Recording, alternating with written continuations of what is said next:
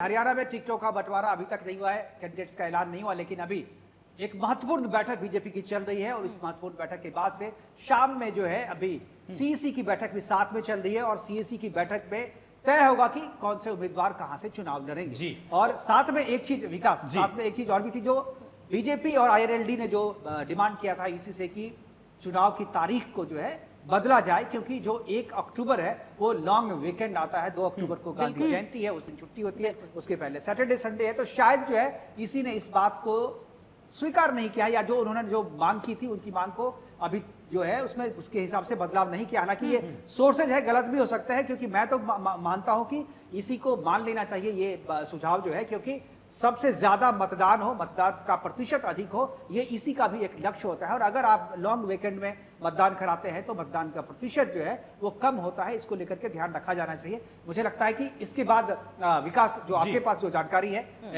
एक बार अब मुझे लगता है कि हमारे साथ इसमें कोई, अगर हमारे पैनल में कोई बता दे कि हमारे साथ क्या कोई इसमें गेस्ट जुड़ेंगे या हमारे जो रिपोर्टर जो कवर कर रहे हैं उसमें क्या करेंगे और आगे हमारे पास।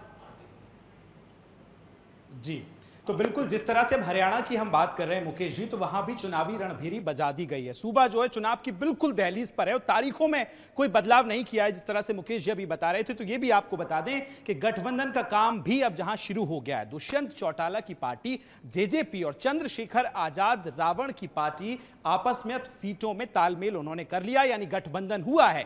तो मैं ये भी आपसे जानना चाहूंगा लावनी जी कि ये जो जाट और दलित वोटर्स को लुभाने के लिए जो गठबंधन है, ये क्या मास्टर स्ट्रोक हरियाणा में साबित होगा? लावनी जी, मास्टर स्ट्रोक तो साबित हो सकता है, लेकिन ये जो एक्सपेरिमेंट है, अगर मुकेश जी मैं गलत नहीं हूं तो पहले भी हुआ था, लेकिन भरोसा नहीं हो पाया था खासतौर के से साथ हुआ था, लेकिन इस बार रावण की पार्टी के चंद्रशेखर के साथ हुआ, उसमें 70 और 20 का कॉम्बिनेशन है, 70 सीटों पे जेजेपी लड़ेगी और 20 सीटों पे वो लड़ेगी। तो अब क्या होता है ये बताएंगे और मुझे लगता है लेकिन जी मुकेश जी, लेकिन इसी बीच हमारे जो संवाददाता हैं, वरिष्ठ संवाददाता सौरभ तिवारी, वो ग्राउंड जीरो पर इस वक्त मौजूद है और वहां से उन्होंने जनता की क्या प्रतिक्रिया है इसको लेकर उन्होंने भेजा है, हम अपने दर्शकों को दिखाते हैं। इसमें हम मौजूद हैं फरीदाबाद लोकसभा के बड़कल विधानसभा क्षेत्र में। यहाँ से मौजूदा विधायक हैं भारतीय जनता पार्टी की। मैं इसमें एक दुकान में मौजूद हूँ। मैं यहाँ लोगों से बातचीत करूँगा कि यहाँ के जो विधायक हैं उन्होंने कैसा काम किया है 5 साल में। ये बताइए भाई साहब, यहाँ से भारतीय जनता पार्टी के विधायक हैं सीमा जी, कैसा काम किया उन्होंने? सीमा जी समाज सेवी रही हैं और पिछले 2 बार से वो यहाँ पर निर्वाचित रही, तो सेवा भी की है उन्होंने पब्लिक की।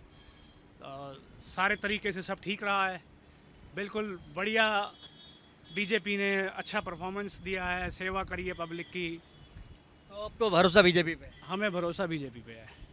ये बताइए आपका भरोसा किस पे, बीजेपी पे है या कांग्रेस पे? बीजेपी पे। यहाँ के विधायक ने काम किया क्षेत्र में? हाँ, अच्छा काम किया। बड़कल का आपके विकास हुआ है? विकास तो हो ही रहा है, ये देख ही रहे हो, आप भी विकास देख रहे हैं, सारी दुनिया देख ही रही है, विकास तो सबके सामने हो रहा है। तो बीजेपी भरोसा है आपको? हाँ जी। आप बताइए भाई साहब क्या कहेंगे? बीजेपी अच्छी पार्टी है जी, और हमारे विधायक भी अच्छी हैं और काम भी अच्छा हो रहा है और बीजेपी को यहाँ वोट मिलेगा। तो मुझे लगता है कि आपके जो विधायक। Thank you Saurabh. लोगों से बात कर रहे थे और लोगों से जान रहे थे कि क्या है। हालांकि आज जब टिकट का ऐलान हो जाएगा तो उसके बाद लोगों में और जोश हो जाएगा और लोग जो है धीरे धीरे जो है चुनावी रंग में वो रंगते जा रहे हैं।